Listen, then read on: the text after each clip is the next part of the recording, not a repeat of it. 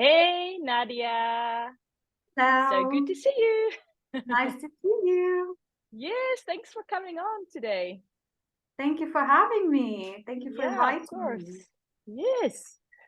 So I'm really excited to dive into everything that you've pretty much gone through to how you are where you are today, I won't say too much because I would like you to introduce yourself, but you, of course, are a small business owner and you started your own business next to, you have a full-time job as well. And I decided to invite you to come on because I think it's very inspiring for a lot of other women. And I actually have clients as well who I'm helping to find out what they want to do in their career. And I have this one client who is also thinking about starting her own business, but she has a lot of, worries about it and fears and doubts and, wondering if she's going to have time for it. And, she's thinking also about a side hustle and those kind of things. And you are doing exactly what she would like to do. And I think you are doing what a lot of other women would like to do. And I remember we spoke about this also before, that you said you also had a lot of friends, who you've really inspired. And you were like, how did you do that? So I think it's going to be really valuable, all your lessons, everything that you've experienced up till this point. So yeah, let's dive in. I would like to, maybe you can just introduce yourself to the audience, who you are, where you're from. Yeah. So my name is Nadia. I was born in Moldova, and when I was 15, I moved to UK. So I kind of grew up in UK. I lived there for majority of my life. I also lived in France, and for the last 7 years, I've been living in Amsterdam. And as you correctly said, I have a full-time job, but 2 years ago, I set up my own small business, 𝗀𝗵𝗲. Wow. And it's really beautiful. So for those watching or listening to this podcast, you really have to go check it out on Instagram. And then first of all, how did you come up with this idea? And how long have you been thinking about this idea? Like, where did it all start? Yeah, so maybe I'll take you, how did it all start? Because it didn't start with the gift boxes. It started with an idea that I wanted to have an extra source of income, just to have a little bit more freedom in my life. So, I am in a full-time job. I really like my job, but if one day I want to leave my job, or if I want to take a 1 year off sabbatical or an extended leave, or I want to move away, that I have that flexibility, and I can't tell myself that I can't do it because of my full-time job, so I can't make all those decisions. That was the first thing, I really wanted to have an extra income. And then, yes, he was like, okay, so what do I do and how do I do it? And quite a little bit of time went into research to really understand what is it that I can do. And what I found out is, first of all, I really like to gift. I really like to give people presents, and I really like to make them a little bit different and unique. So and I think we can all agree, unless you have like a really specific idea in mind, or you want to give flowers or a bottle of wine to somebody, it's difficult to find something on the market that is a little bit different or unique. And when I give people gifts, I always look for that something very, something different and something unique. And it's hard. It's you can't Very find that. true. So then, I did more research, and I came across on like Pinterest and some small businesses in US that do those really cute gift boxes, and they really spoke to me because they were very cute, very feminine, very elegant, like small, not too expensive. And I said, let me try and do that myself. Let's see how it goes. That's kind of how the sort of an idea got born into an actual product, and that was about 2 years ago, actually more than 2 years ago. Yeah, and I just want to quickly actually go back to what you said, because you were first talking about, and that is actually a really important step. What I also do with my clients is first decide what are your values. So, for example, one of my values also is freedom, and that's exactly what you said. You first had this. You were looked at maybe more at the bigger picture, like, how do I see my life? I'm just filling in the blanks now, yeah? But how do I see my life in 10 years time or something? Oh, I want to be independent of location, like if I want to be able to move countries. So that's like a value, you like freedom. I want to be able, like one of my values was also like just being like flexibility, so that I can work whenever I want to work. Also that if I don't feel like working one day, I don't have to, kind of thing, you're very flexible with your hours. So I can imagine that that's something that you thought about as well, like, okay, how do I see my future life? Oh, and you've traveled already so much, so I can imagine that that's something you enjoy, and that's why you want to do that further. So I think for all the listeners or people watching, I think it's important to first, before you just start with an idea, to first think a little bit bigger. So think about your values, because some people might be like, well, I don't want to travel. Some people love just staying in one place and they find it safe, and they have their friends and everything. And other people, they love that. Yes, that's exactly what it was for me, is to have that freedom of choice, that I make a decision and not a location or a job makes that decision for me. For example, I have one day I'd love to take a year off and go traveling, because I've never done that. I know a lot of people do that when they are in school or university. I haven't done that, and I'd love to do it one day. And maybe that's going to be in 10 years time. I don't know. It's not something that will happen, like, I don't know, next year or anything like that. But when I do it, I don't need to worry about, the financial aspect, that I can't afford it or my job doesn't allow it, that I have that freedom and I make that choice, and not like sort of the company or the income that I get from my company makes that decision for me.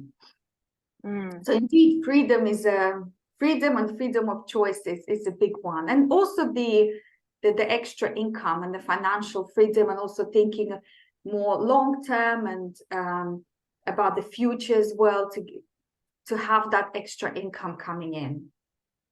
And you said like that you're also still really enjoying your job, and that's also really possible, that you do it as a side hustle in the beginning, and and when it really starts kicking off, then you can, for example, quit your job, or if you really enjoy your job, then you can stay it, you can keep doing it, whatever you want. But I think a lot of women, they feel like they might have to quit their job immediately and then start their own company, but they don't have to do it like that.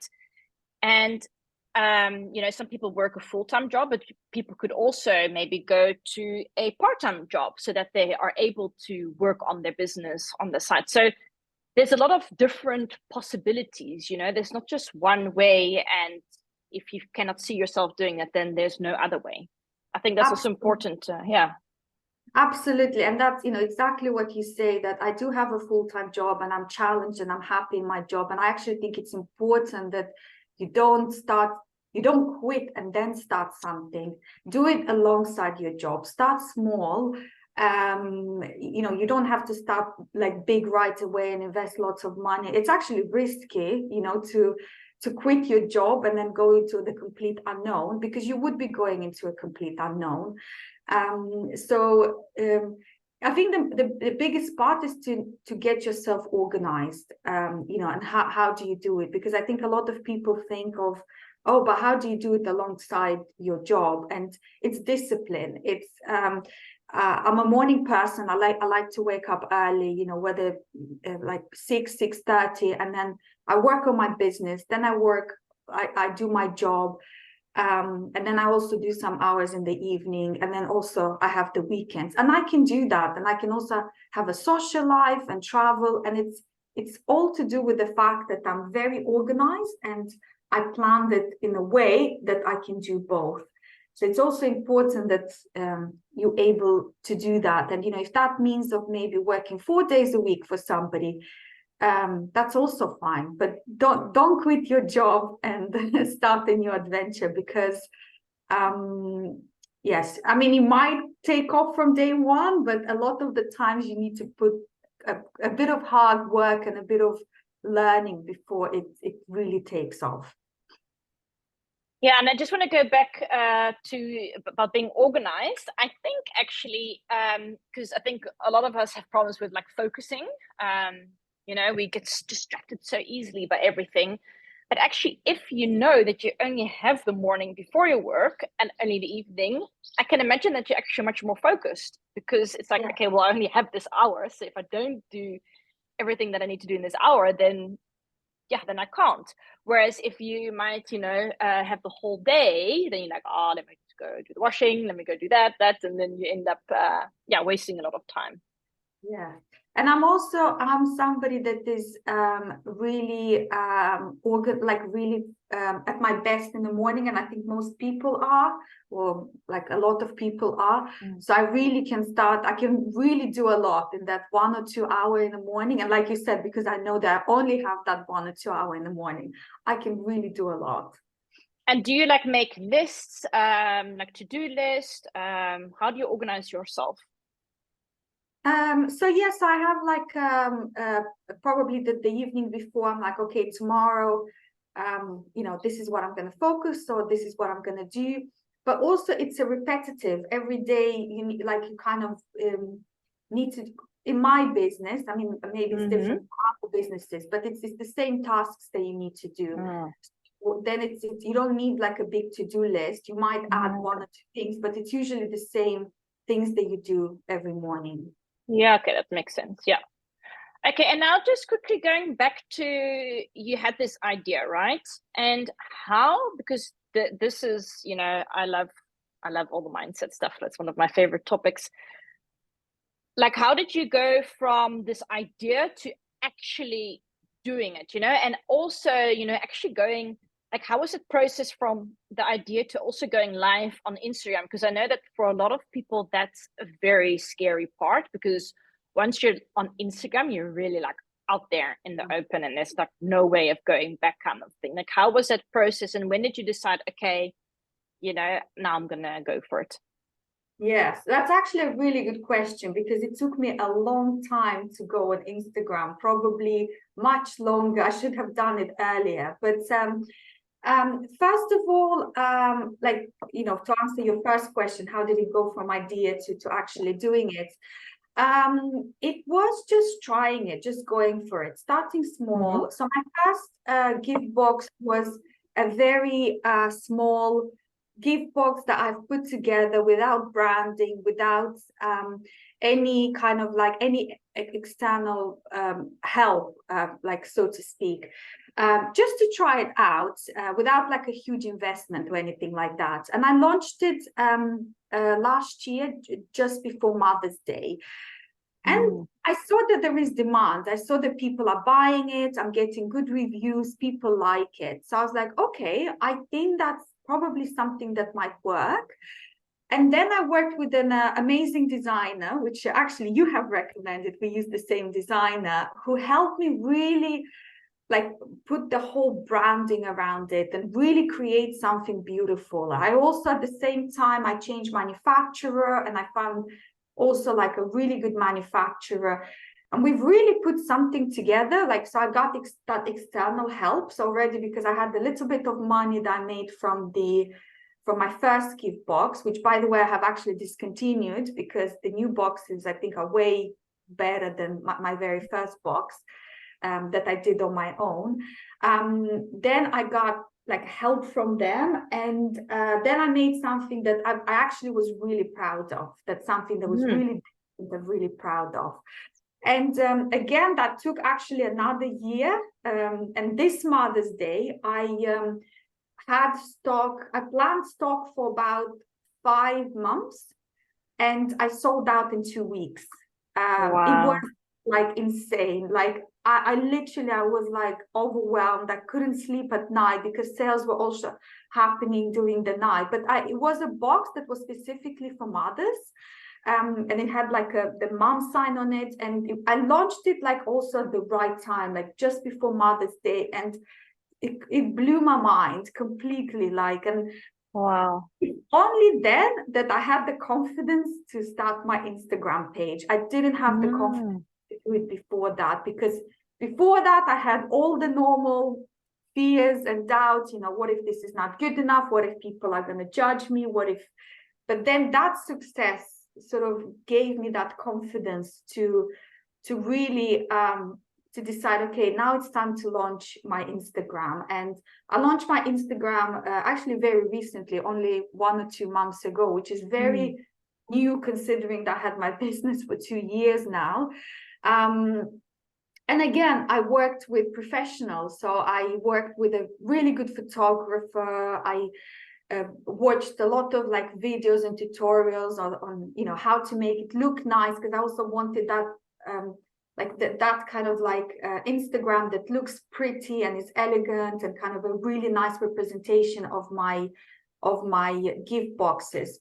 And but yeah, you're right, it took me a while to start Instagram, because like once you start Instagram, you're really out there. When you're out there, you know, the thing that goes through your head is, what if it doesn't work? What if I don't succeed?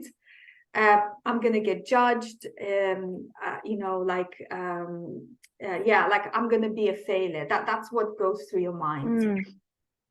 And like what you said is like that you can get help. You know, you don't need to do all these things by yourself. You can, because a lot of people think, okay, I have this idea, but I just don't know how to start. Like I don't know, but when you take the first steps, you know, like you found your web designer, the designer through me, you know, and that's when you start asking around and start talking to people, or you'll be amazed, you know, by how many people, oh, I know a website designer, oh, I know someone who's good at Instagram, oh, I know someone who is good at making videos, you know.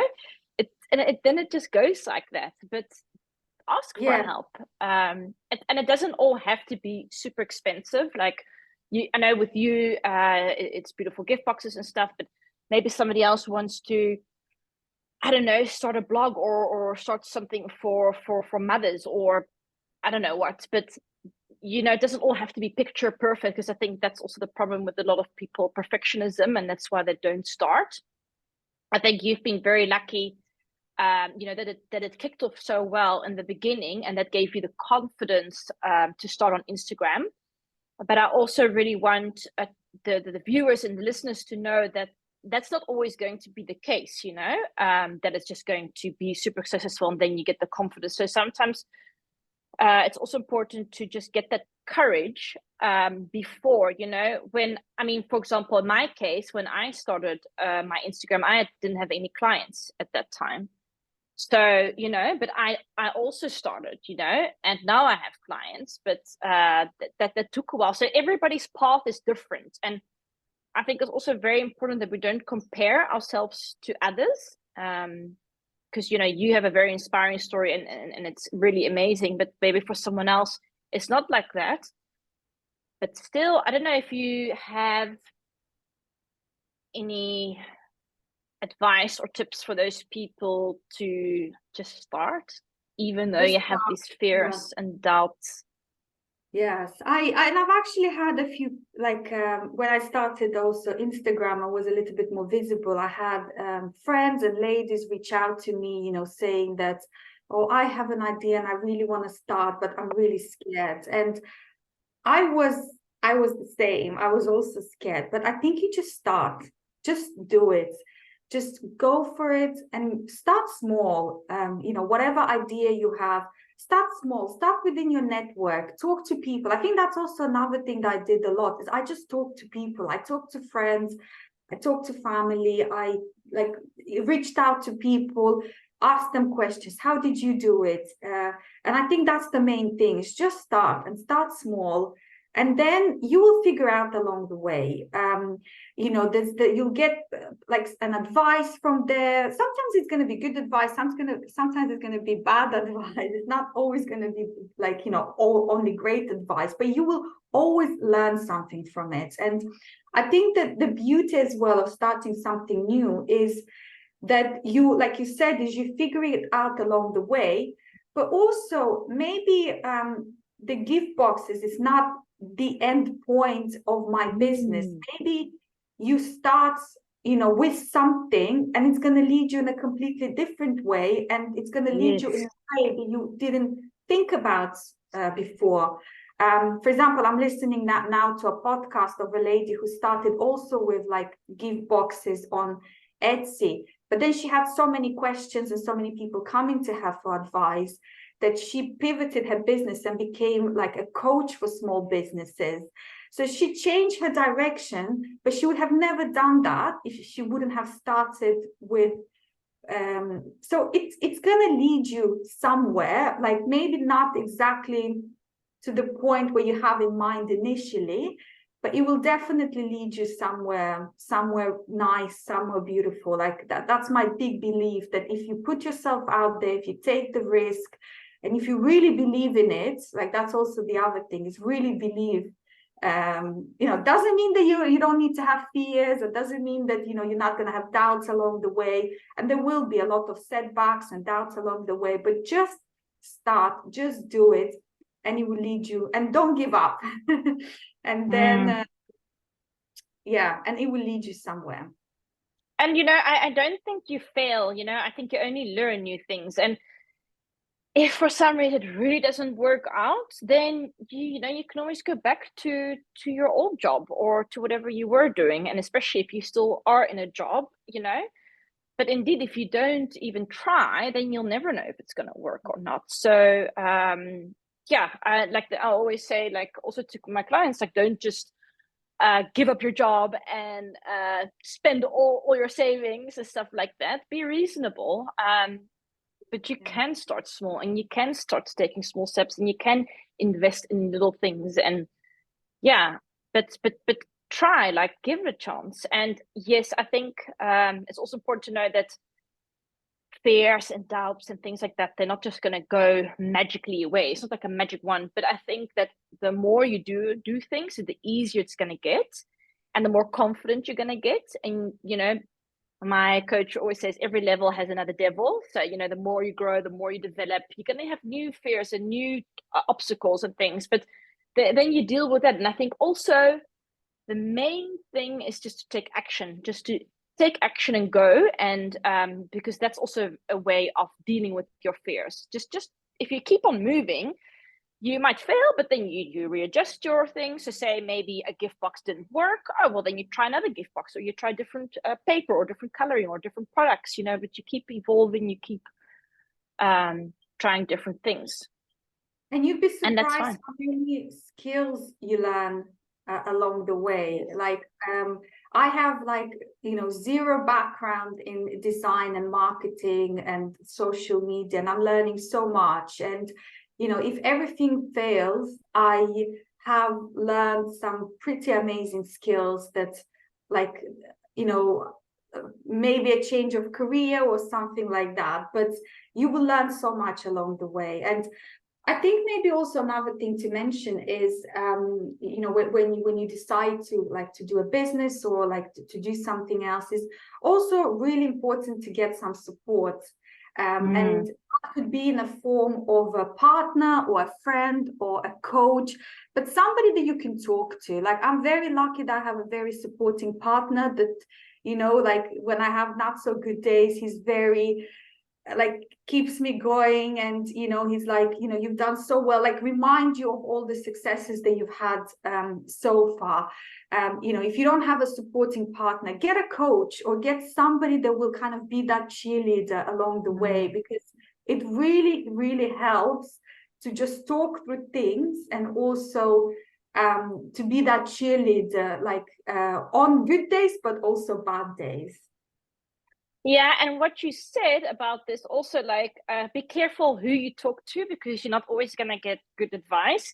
And if you know that maybe certain family members or certain friends or are not really supportive or something, then maybe don't share with them all your ideas and all the things, because you know they're also maybe just trying to protect you, or they're just putting their fears onto you. And you know, it's always like when you speak to people who are further than you, they will never judge your ideas. It's always quite funny. They will always support you, and they will always be like, oh yes, come along with me, you know. And people who are maybe not there yet, they have more the fears and doubt, should you do that, maybe you shouldn't do it. So be very careful of like who you listen to, because that could definitely influence also decisions that you make. Yes, yes. I think it's also very important in those situations to know how to filter out, because you're right. Sometimes you're going to get good advice and sometimes you're going to get bad advice, but you don't know it until you know, whether this was good or bad, until you develop that filtering, or you have that filtering technique. And you'll know, listen to your gut as well. Like you'll know whether, I've also worked with, you know, with coaches, like specifically in my field, who, you know, who are very experienced, but they gave me advice that was not right for my business.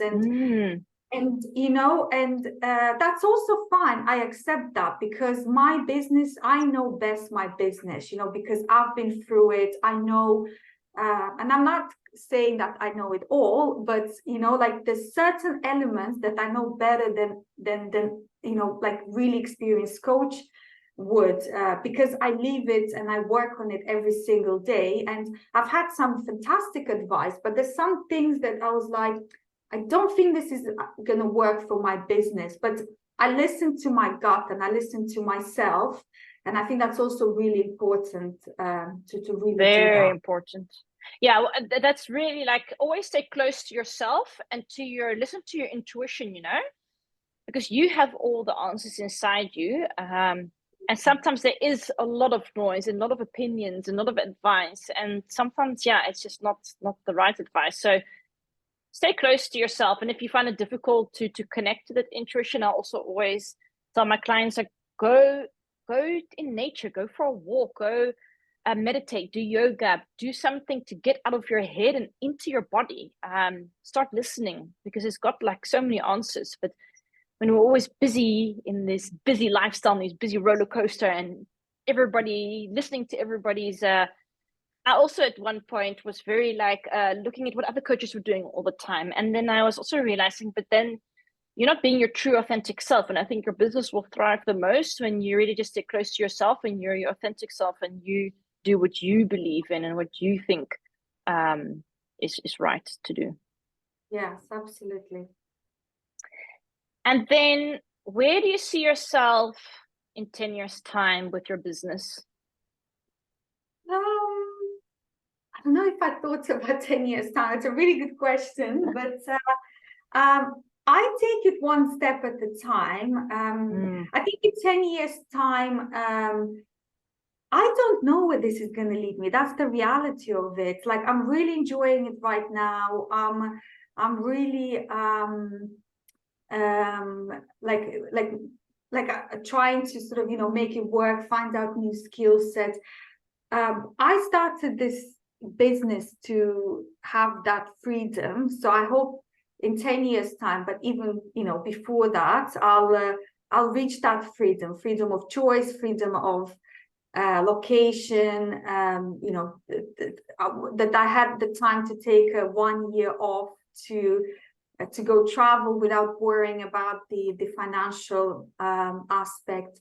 I'd love to think that this is going to become something bigger, and I'll have like a beautiful website with many different gift boxes, as, you know, sort of like an Amazon, but just for gift boxes, you know, that other people can also sell their gift boxes with. I'd love to get the website with those very unique and different gifts that I struggle so hard to find right now. So rather than the classic, you know, perfume or flowers or bottle of wine, that you really have like a web shop with a variety of very different and unique gift boxes, not only that I design, but also a platform that other people can advertise and sell on. Wow. Yeah, beautiful. And maybe it won't even stay with gift boxes. Maybe, I mean, because once you know how to sell online, maybe you're going to start selling completely different things as well. You know, like you never know where it might go to. No idea. And because this is a why gift, you know, a gift, like you can give anything. You can give clothes, shoes, jewelry, like this, everything. You know, Yes. many ways And you this can is go. why I'm trying to keep like an open mind. Like I really want to make like a real success, but then where am I going to be in 10 years time? We'll see. Like I'd like to keep an open mind and to figure out sort of along the way how it's all going to work.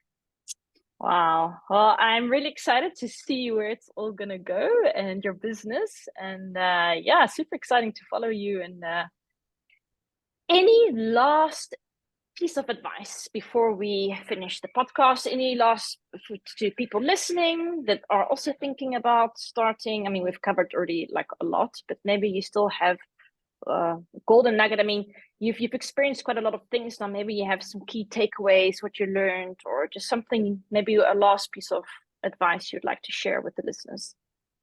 Sure. So maybe just to sum up quickly what we've discussed, that if you have an idea, if you want to do it, just do it. Don't think too much. Start small, and just go for it, because you don't know where this is going to take you. And it will, like, if you're consistent and persistent, and it will lead you somewhere. So I think just go for it, and don't quit your job. Stay in your job. Find time to doing on the side, and just don't give up. I think that's also like important. It's just keep going. Don't worry about it. There's gonna be setbacks. Be prepared for setbacks, and just don't give up. Yeah, because I think also a lot of times, very good advice, by the way, but a lot of times, you know, you might be just at that point. I was listening to a podcast the other day, and I thought it was just so interesting. Like, so say you have like a mountain, right? So the mountain goes that way and then it goes down again. And then you are walking up the mountain with a big rock in your hand, and you're like rolling, pushing the rock up the mountain. And it's like very hard and difficult. And sometimes because the rock is heavy, you fall backwards, and then you like pushing up, and then you're finally there on top of the mountain, and then the rock starts rolling, and then you just push it every now and then like that, and it's easier. And then once you're at the end of the mountain going down again, then the rock pretty much just rolls by itself and you don't have to do anything. And that's also how you can see it with a business. Of course, you're going to have probably lots of different mountains, but you know, you might, in the beginning, it's really hard to set it all up, and then it just goes easy. Maybe with you it was a little bit different, but with most people, but maybe they're just before when the rock starts falling, or they're just before the top when it gets easier, and then they quit. And that's such a pity. Yes, absolutely. Yeah, that they just gave up a little bit too soon. Like, don't do that. Keep on going. Okay, I will stop soon with this. Just this very interesting what I found with about the Colonel Sanders from KFC. Like he's super famous, of course, with the KFC chicken, but before he went through to many different restaurants asking them if they would sell his chicken, and everybody said no, but he kept on going.